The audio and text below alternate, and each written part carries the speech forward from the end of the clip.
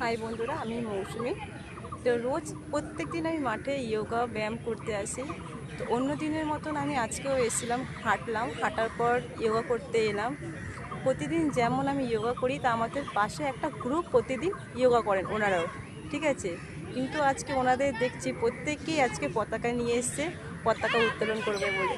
এত সুন্দর, এত ভালো লাগছে, মাঠটাকে আজকে একটা অন্য রূপে দেখাচ্ছে।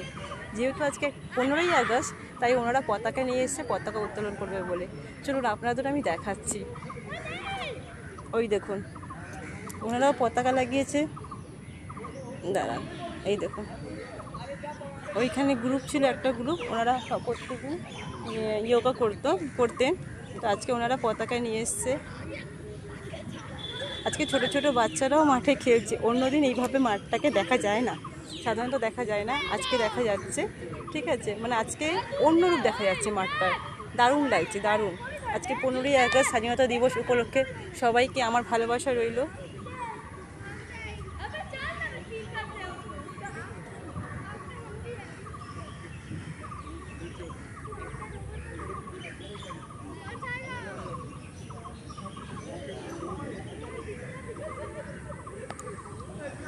দেখুন।